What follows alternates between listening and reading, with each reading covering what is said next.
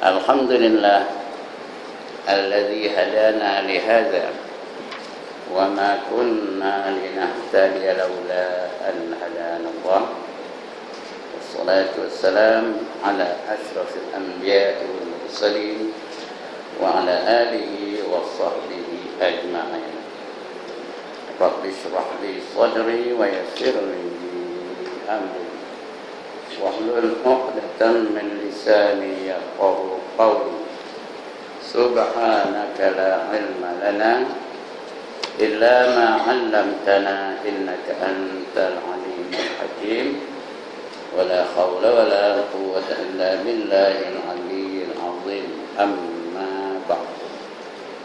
Yang dimuliakan Tuan Pengerusi dan ahli-ahli jawatan kuasa masjid, yang berbahagia tuan-tuan imam, tuan-tuan bilal, tuan-tuan guru, para alim ulama tempatan, para ustaz, ustazah, pemimpin setempat, seterusnya tuan-tuan, puan-puan, hadirin, hadirat, muslimin, muslimat yang dirahmati Allah sekalian.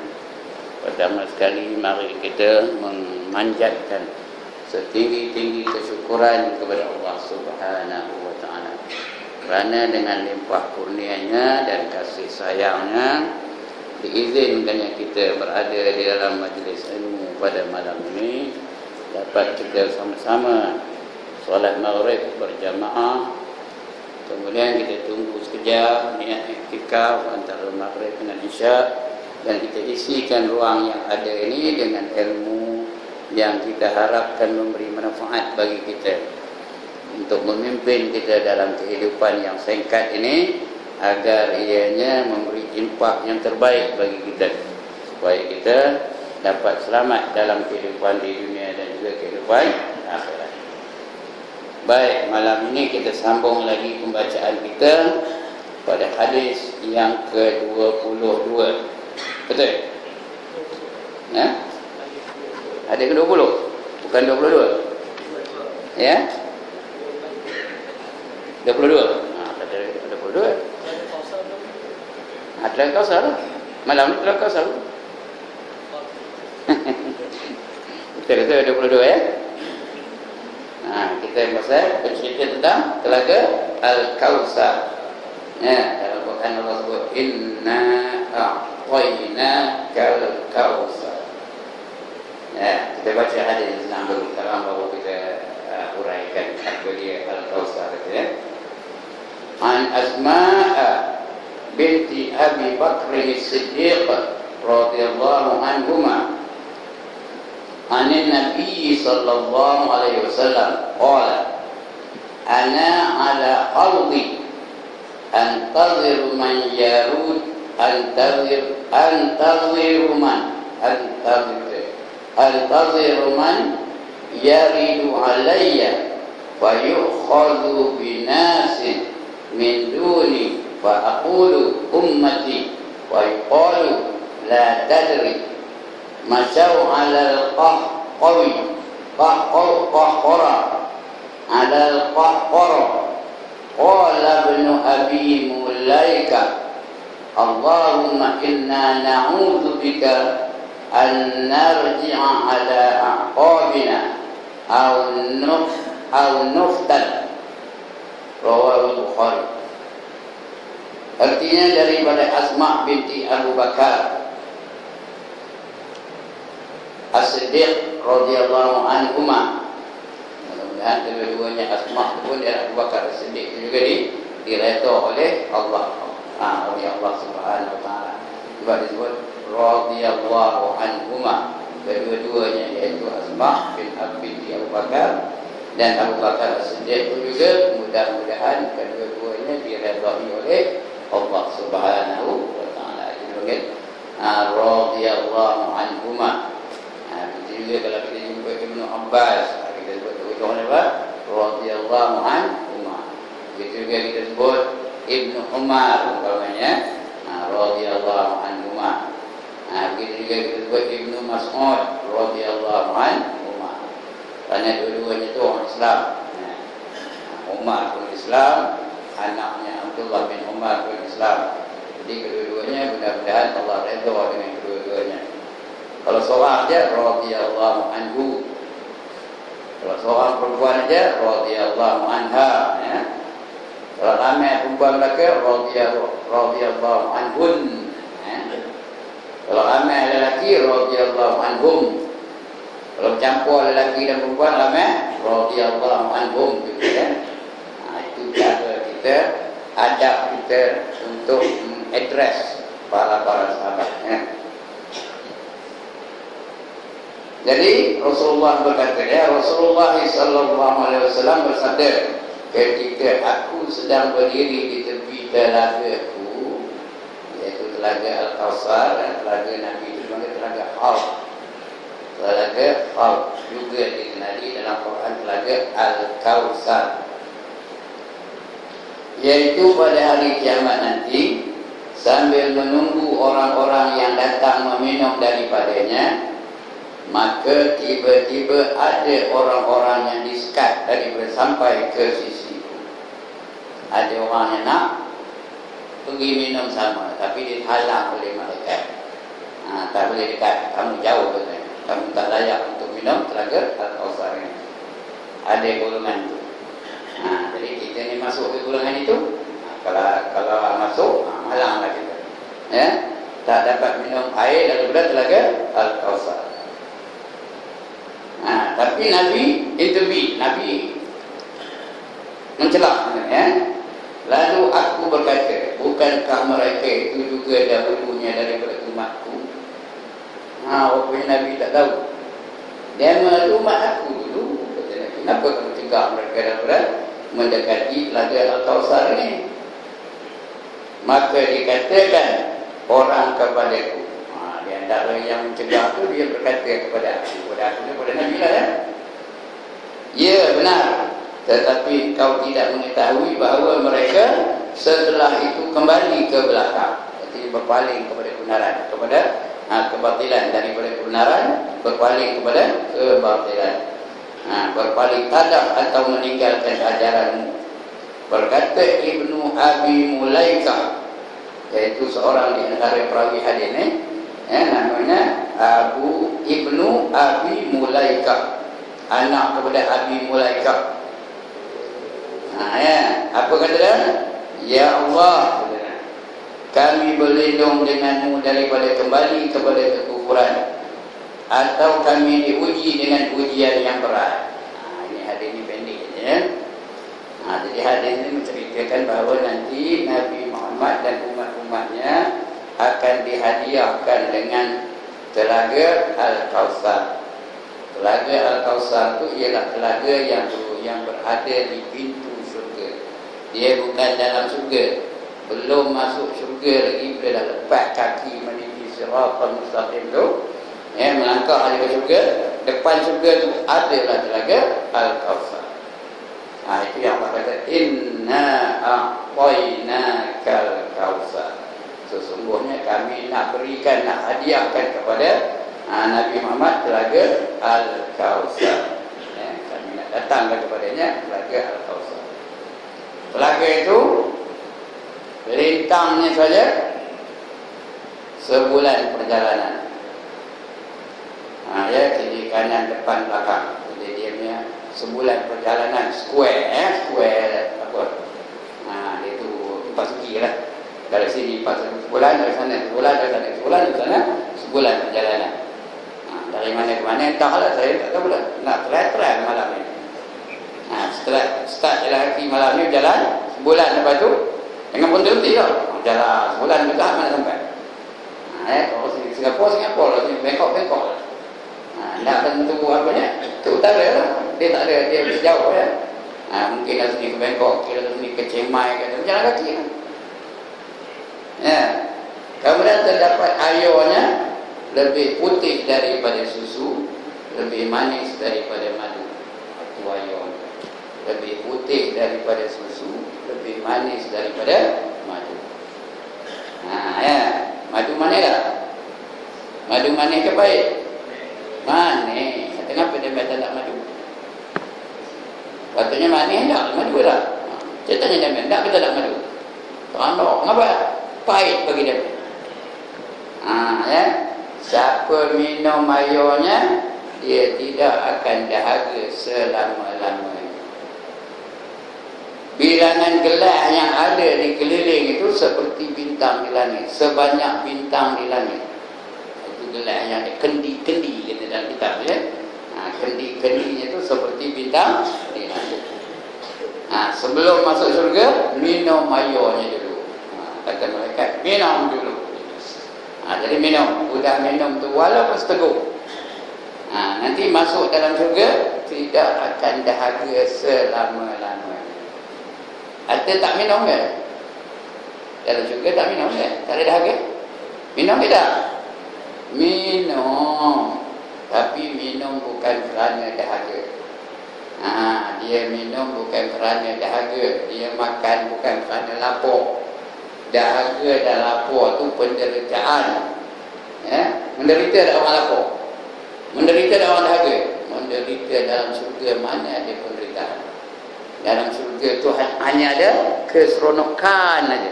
Tak ada menderita, tak ada sakit, tak ada busuk. Tak ada sia-sia. Semua yang baik-baik, yang elok-elok aja dalam surga. Jadi tak ada lapar, tak ada dahaga, tak ada letih, tak ada penat. Itu dalam surga. Tak ke tak nak ni? Aku tak nak pun tahu kan? Artinya kalau tak, layaklah diri supaya dapat masuk ke dalam syurga.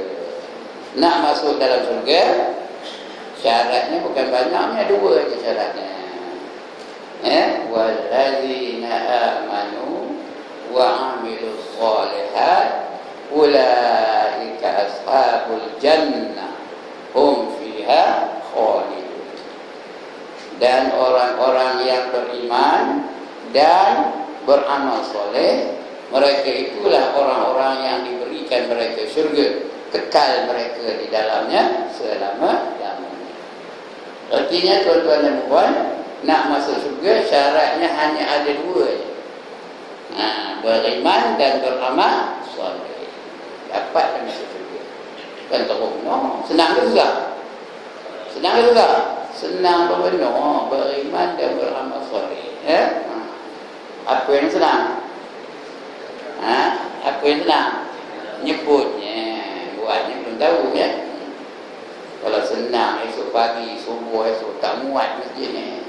Kalau betul senang kan? Tapi tengok subuh esok. Taklah saya dah lama dah tak pernah main subuh sini. Tengok esok berapa penuh ke tak? Macam ni dapat macam ni pun jadilah subuh esok. Ada ke tak? Ada, insyaAllah ya. Ada, kata Cik Imam Adik, ada yang tu. Saya dah lama penuh tak ada main subuh sini. Dulu selalu tak?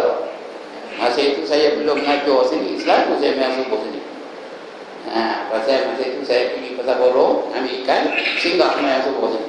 Jadi saya tahulah berapa ramai orang datang. Zat Merang lah. Masjid ini, Masjid Naga Larang, Surau Desa Aman tu, Medang saya singgah. Tapi dia tak kenal ke saya. Kalau kenal, tak lah. Baik. Itu telaga Al-Kawthar. Tidak akan dahaga selama-lamanya. Tiba-tiba ada manusia-manusia yang dilarang oleh malaikat, jangan dekat, kamu belah sana, kamu tak layak katanya. Nabi pun mencela. Jangan ni orang aku katanya, dia umat aku, kenapa kamu cegah dia? Jawab malaikat tu, mereka ini benar dia umat kamu, tapi dalam diam-diam mereka tukar kepercayaan, tidak lagi menganut ajaran kamu, tidak lagi mengamalkan apa yang kamu ajar. Mereka berpaling tadak, artinya paling ke belakang. Kamu tak tahu, kerana mereka perbuat itu di belakang kamu, kamu tak tahu. Ataupun mereka pura-pura beriman, tapi sebenarnya dalam hati mereka tak beriman. Salah satulah. Itulah manusia-manusia yang ditolak Islamnya. Jadi bila dengar itu, Ibnu Abi Mulaikah, iaitu salah seorang perawi hadis ini, dia pun berdoa, ya Allah, kami berlindung denganmu daripada kembali kepada kekufuran atau kami diuji dengan ujian yang berat. Baik, kita baca keterangannya. Muka surat itu keterangannya surat 60. Telaga Al-Kausar adalah telaga besar yang akan dianugerahkan Allah Subhanahu wa taala kepada Rasulullah sallallahu alaihi wasallam. Itu untuk nabi aja, Nabi Muhammad. Al-Kausar atau panggil Haud. Sebab dalam sini dah ada yang kata Haudi. Haudi itu di telaga aku, ya.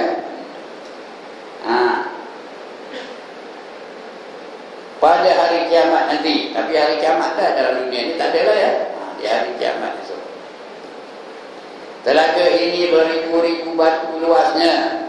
Sebulan perjalanan, apa yang beribu batu lah. Mungkin dari sini ke Cemai ke dari sini ke, tak tahulah, ke rumah ke, beribu-ribu batu. Apa luasnya, panjang dan lebarnya, beribu-ribu batu. Dan gelasnya adalah lebih banyak. Di sini lebih kebal, model sikit lah kita kata ni, ya. Gelasnya, kalau kita tua kata kendinya. Gelasnya adalah lebih banyak daripada bilangan bintang yang ada di langit. Bintang tu berapa banyaknya? Ada berapa bintang di langit? Tak bilang kita punya ada banyak. Tapi gelasnya lagi banyak daripada bintang di langit. Jadi jangan risau. Bukan tak cukup gelas, mesti cukup punya. Kalau kita layak, mesti cukup gelas. Ya. Kerana dia banyaknya seperti bintang di langit. Cukup itu. Kerana Allah bukannya apa kurang dia punya perbendaharaan, ya. Sesiapa yang sudah meminum daripadanya, walaupun hanya satu teguk saja, ia tidak akan merasakan kehausan untuk selama-lamanya, forever and ever and ever and ever and ever and ever, tak ada dahaga. Ya, hello bagi kawan-kawannya. Suara dari suara saya tidak benar. Hello. Semua umat Nabi Muhammad sallallahu alaihi wasallam akan berpeluang meminum air telaga yang mulia ini. Semua kita ni layak meminum air daripada telaga Kausar ini. Semua layak. Saya layak, Tok Mahli layak, ya. Saudara kita ni layak. Tuan-tuan semua layak, perempuan semua layak minum. Semua layak. Kerana dia memang khusus untuk Nabi Muhammad dan umat-umatnya. Kita ni umat Muhammad, jadi layaklah. Namun, dia pula namun. Namun tu artinya apa? Cakap orang putih namunnya apa? Nevertheless. Ada pernah dengar perkataan nevertheless ni? Ya, namun demikian, nantinya pada hari kiamat akan ada orang-orang yang disekat oleh para malaikat daripada mendekati telaga ini. Walaupun mereka menganggap bahawa diri mereka layak untuk meminum daripada air telaga tersebut. Ada orang yang disekat di malaikat, kamu tak boleh dekat, you don't come near this place. This is only for umat Nabi Muhammad. Dia berkata, kami umat Nabi Muhammad, ada layak. Nabi Muhammad pun kata, ya, kata Nabi Muhammad. Nabi Muhammad tak tahu cakap perak. Ya, memang ya. Tapi jangan jadi gini hadir pula, ya. Ini perkataan bukan kata lagi, ini kata saya. Memang dia layak, katanya, untuk minum. Dia umat aku, kata Nabi Muhammad, ya. Yang kamu sekat siapa, katanya, ya.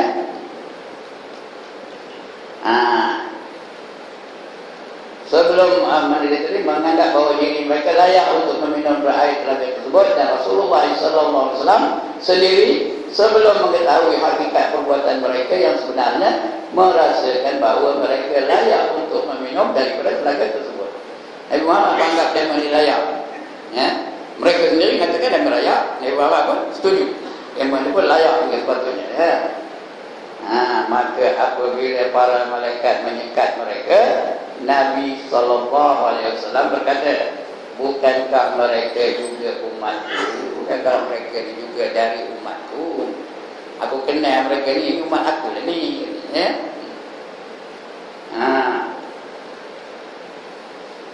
Betul, kata malaikat. Malaikat menjawab, ya, betul. Ada ya.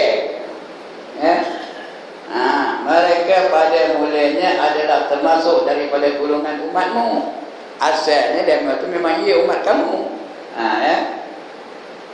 Tetapi mereka telah meninggalkan ajaranmu. Lama kelamaan mereka dah meninggalkan ajaran Nabi Muhammad. Semayang tidak, puasa Ramadan tidak, menutup aurat tidak, minum arak lah dama, berjudi lah dama, ngambil nombor ekor lah dama. Langsung tak menurut ajaran kamu, ya. Mereka telah berpaling tadak daripada ajaranmu. Maksudnya mereka telah melakukan perkara-perkara yang menyebabkan iman mereka terbatal, ya?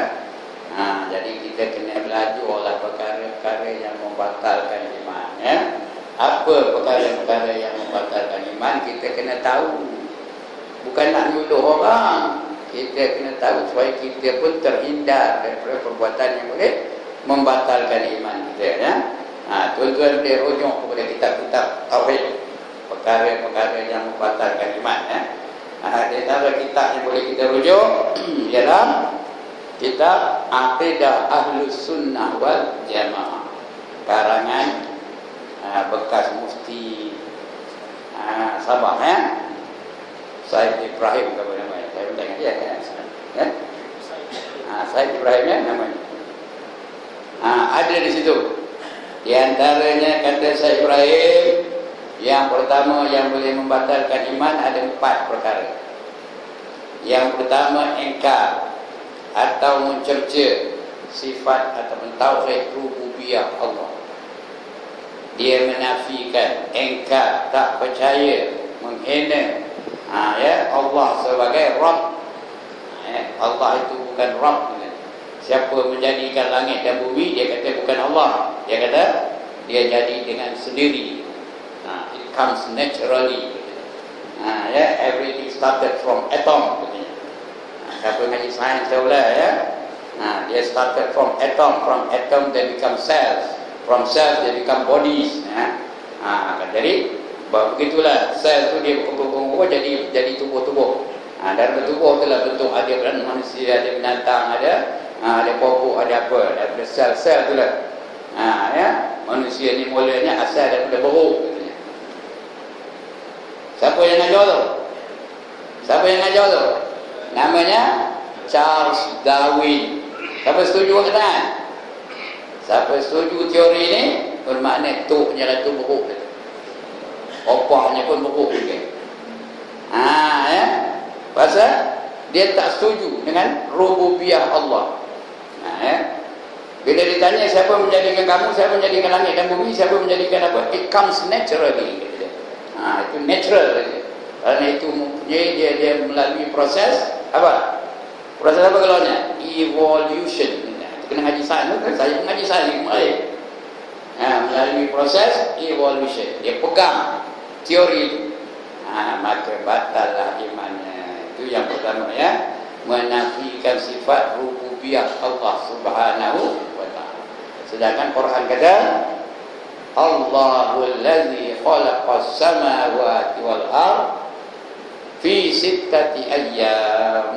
Allah lah yang menjadikan langit dan bumi dalam 6 masa. Itu dia ingkar. Maka rosaklah imannya, batallah imannya. Dalam arti kata yang lain, kafirlah dia, ya. Kalau ada orang begitu. Yang kedua, ingkar atau mencerca asma Allah, nama-nama Allah yang baik-baik. Dia menafikannya atau mencerca atau mengingkari nama-nama Allah yang baik-baik. Asmaul husna. Mana-mana nama-nama Allah itu dia menafikannya, dia mengingkarinya atau menghinanya. Itu pun batal juga imannya. Yang ketiga, dia menafikan sifat uluhiyah Allah Ta'ala. Tauhid uluhiyah itu dia tak setuju. Ataupun dia tak amalkan.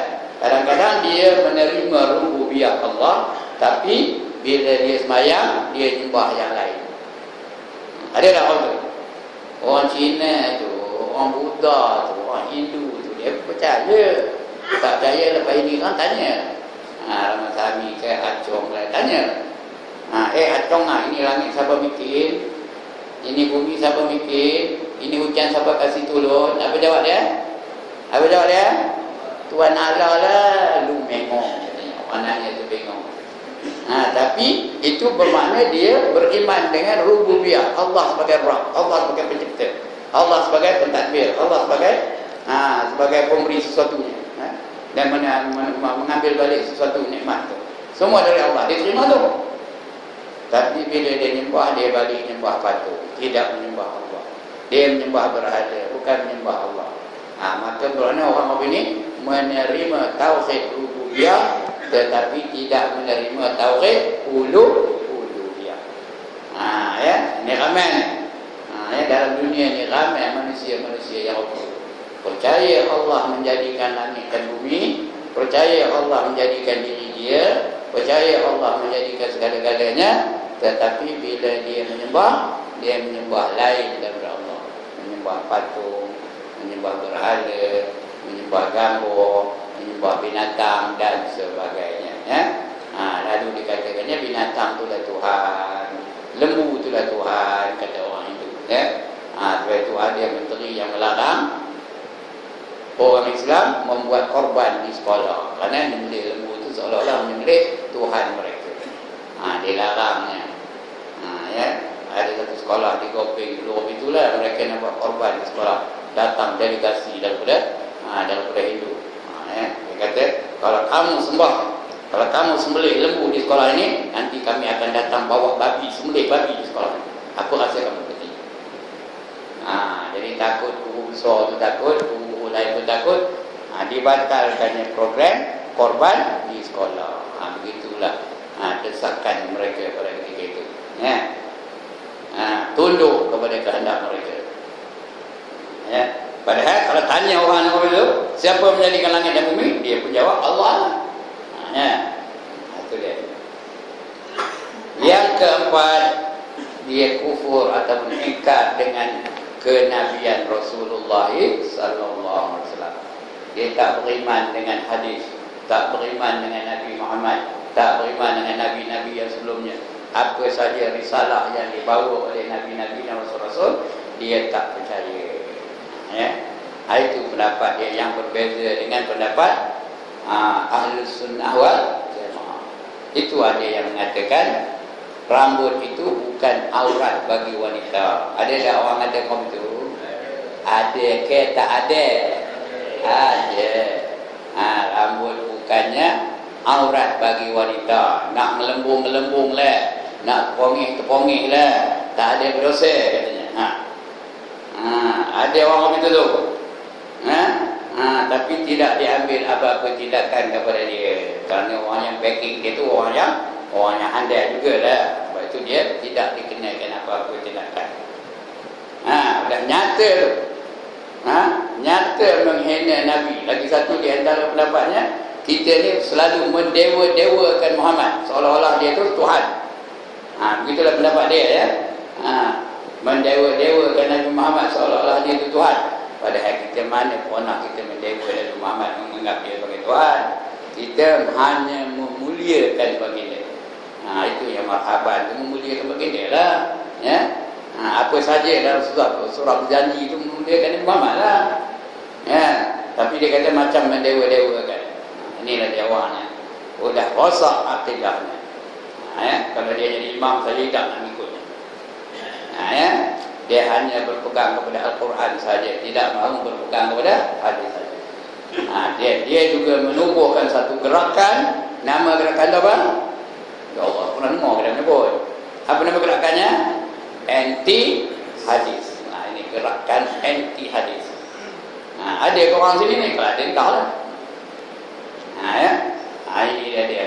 Kufur tidak dikira imannya sebagai iman yang sah. Itu yang boleh menyebab rosaknya iman. Dalam buku itu juga diterangkan perkara-perkara yang boleh merosakkan Islam. Tak iman bukan beriman, artinya tidak Islam. Tidak Islam artinya tidak beriman. Dua-dua ni kufur belakang. Dua-dua ni namanya kufur. Yang pertama katanya mentafsirkan ataupun nafikan. Dia menafikan sifat-sifat Allah itu adalah sifat yang kamalan. Apa itu kamalan? Sempurna. Allah itu sifatnya tak sempurna. Tadi kita sebut subhanallah, subhanallah. Itu kita menegaskan bahawa sifat-sifat Allah itu sempurna. Tidak ada apa-apa kekurangan, tidak ada apa-apa kecacatan, tidak ada apa-apa kelemahan bagi dia dalam diri Allah Ta'ala. Tapi kalau kita menafikannya, maka rosaklah Islamnya. Bila rosak Islam, rosaklah juga imannya, ya. Menafikan kesempurnaan sifat-sifat Allah. Kerana kita dah belajar tauhid, masjid ni pun dah tamat. Kitab risalah tauhid dah tamat kan? Dah belajar, dah tamat pun. Bahawa sifat Allah tu adalah sifat yang sempurna. Ilmu Allah sempurna. Tak ada satu pun yang Allah tak tahu. Apa pun Allah tahu.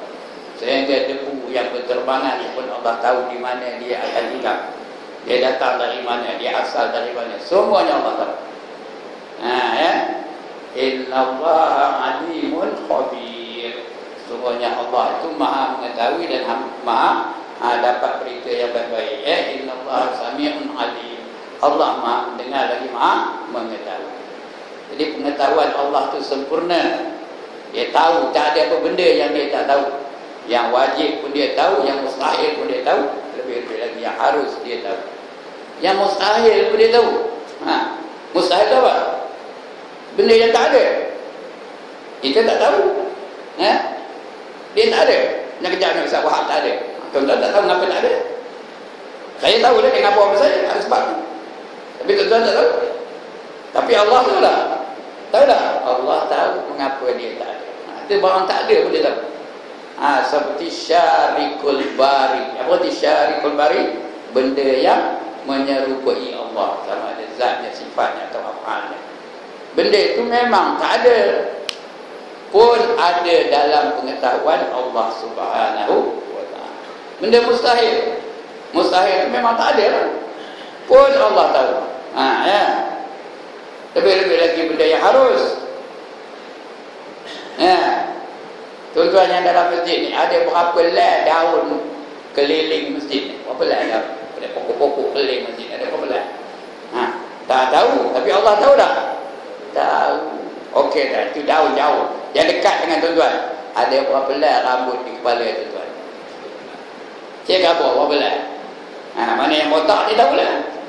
Apa jawapan? Tak ada rambut licin. Yang botak dia tahu, yang tak botak.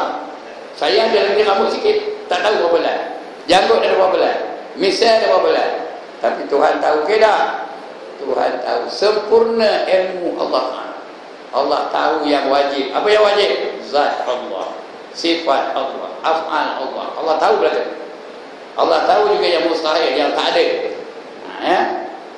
Itu sebab apabila kita mengadakan yang tak ada, maknanya kita mensyirikkan Allah.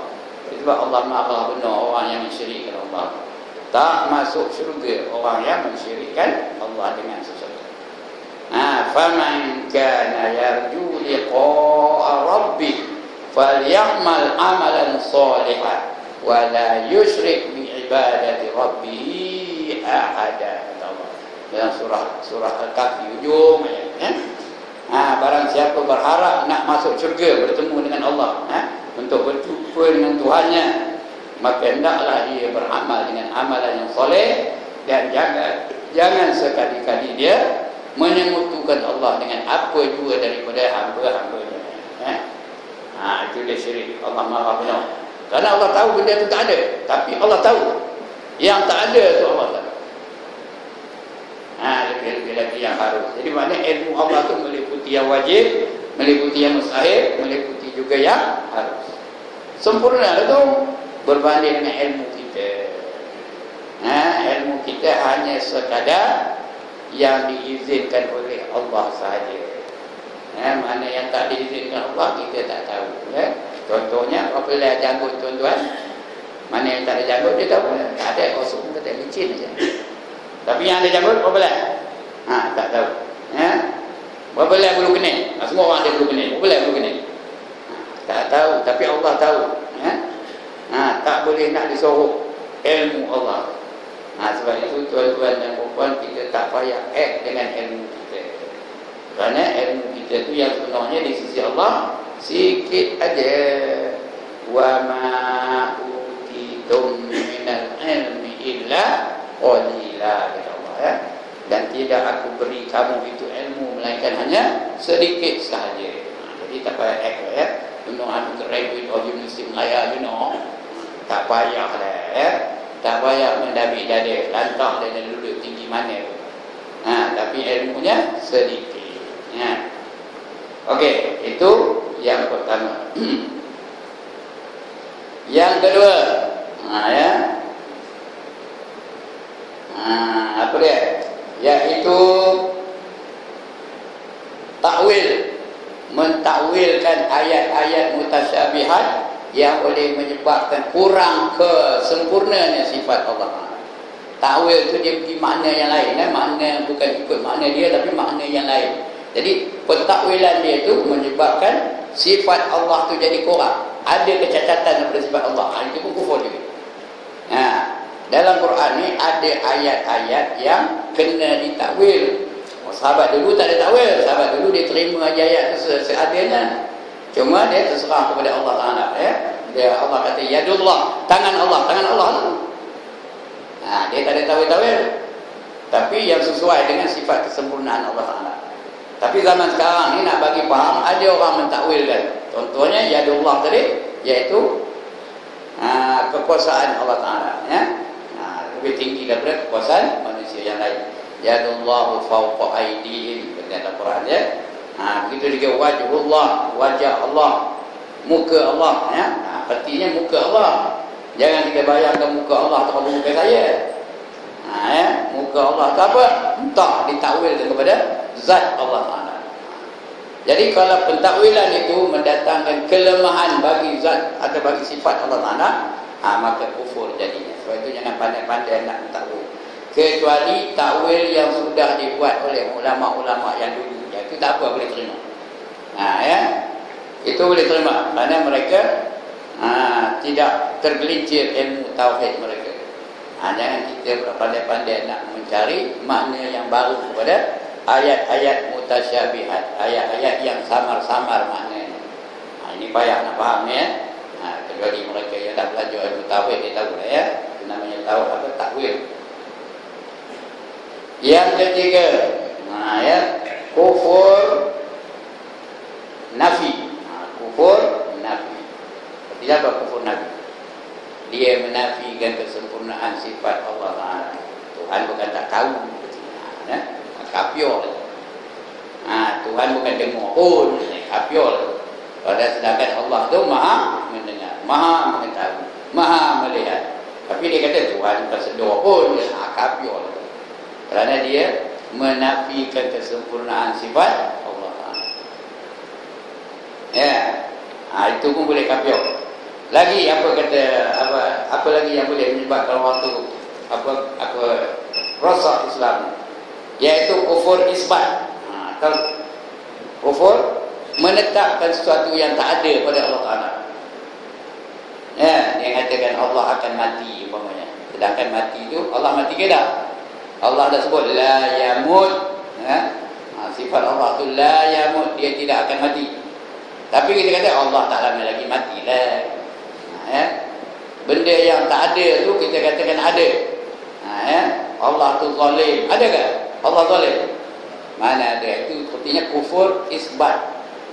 Menetapkan sifat Allah yang tak ada. Allah dah kabur dalam Quran, dia tidak memiliki sifat ini. Tapi kita katakan ada. Kita katakan ada. Innallaha la yukhliful mi'ad. Allah tidak pernah mengungkir janjinya. Tapi kita kata Allah mungkir janji, dia janji ini tak bagi. Itu kufur. Benda yang Allah sudah nafikan dalam Quran, dia memiliki sifat itu, maka kita katakan ada. Kufur. Yang jelasnya tuan-tuan, ada tak Allah sebut dalam Quran lam yalid wa lam yulad? Ada tak? Ada ke tak ada? Apa artinya? Apa artinya lam yalid wa lam yulad? Dia tidak beranak dan tidak diperanakkan. Ada tak manusia-manusia yang mengaku Nabi Isa itu anak Tuhan? Itu artinya kufur isbat.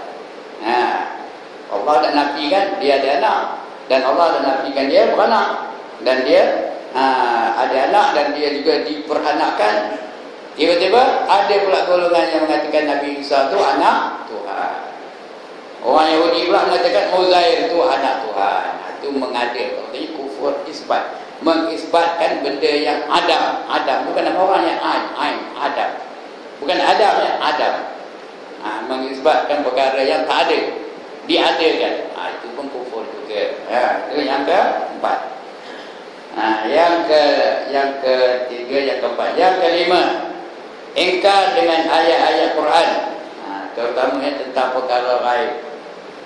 Dia nak logik aja. Kalau logik baru dia terima. Mana ada syurga, mana ada neraka, mana ada kebangkitan. Logik ke orang yang dah jadi tulang, dah hancur tulangnya, bangkit balik. Macam orang kafir zaman dulu dah, zaman Nabi Muhammad begitu lah. Ya. Jadi maknanya dia ingkar dengan ayat-ayat Allah. Menafikan adanya syurga atau menafikan adanya neraka, menafikan adanya siksa kubur, menafikan adanya qalam, menafikan adanya aras. Semua itu ada dalam Quran. Jangan dinafikan, terima. Benda-benda yang gaib itu sebagai syarat bagi orang-orang yang bertakwa. Awal-awal lagi dalam surah Al-Baqarah, apa kata Allah? Orang nak jadi takwa tu hudan lil muttaqin. Muttaqin itu apa?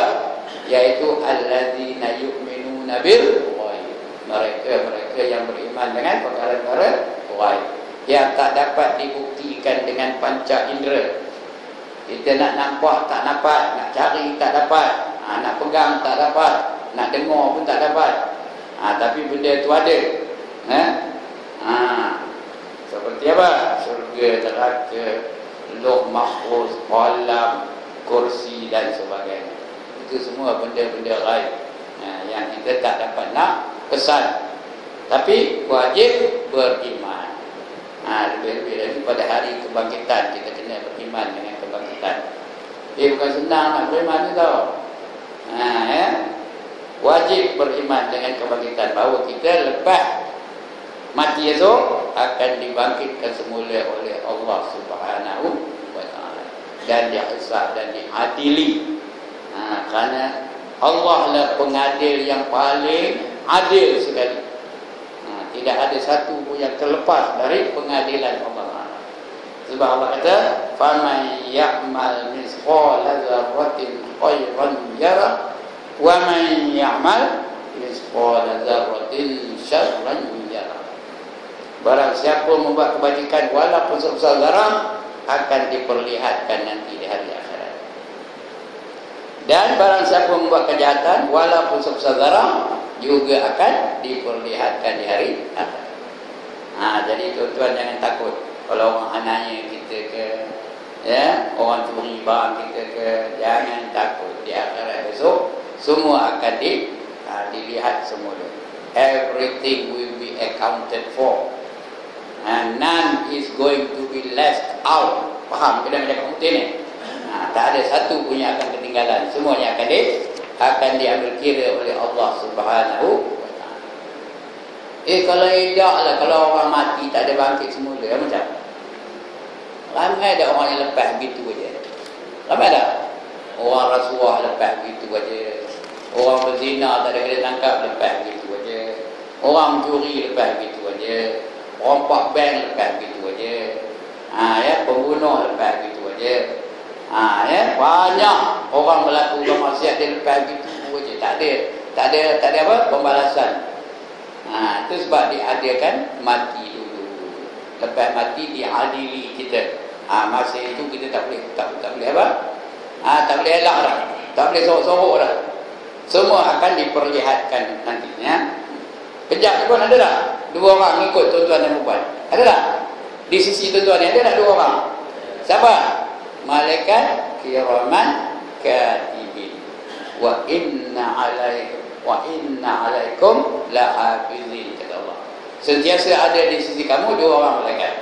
Kiraman katibin ya'lamuna ma taf'alun. Namanya kiraman, seorang lagi namanya katibin. Ya'lamuna ma taf'alun. Mereka tahu apa saja yang kamu buat. Ada dekat, tapi tak dapat nak ada kesan, tak boleh. Sebab dia benda gaib. Tapi ada ni dekat tuan dia, dekat imam ni ada ni. Dia bawa kamera digital tu. Tangkap ni gambar. Apa buat imam tu nengok betul. Dia cek betul, dia cek dengan bukunya.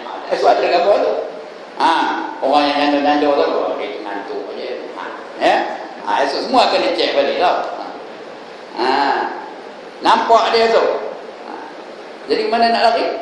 Itu sebab Allah jadikan mati, allazi khalaqal mauta wal hayata liyabluwakum ayyukum ahsanu amala. Dia iaitu Allah yang menjadikan mati dan hidup untuk menguji siapa di kalangan kamu yang baik amalan. Begitu juga ada manusia-manusia yang melakukan kebajikan di masyarakat, dalam masyarakat. Habis kehidupannya, hartanya banyak digunakannya untuk kebajikan masyarakat lain, untuk membantu fakir miskin.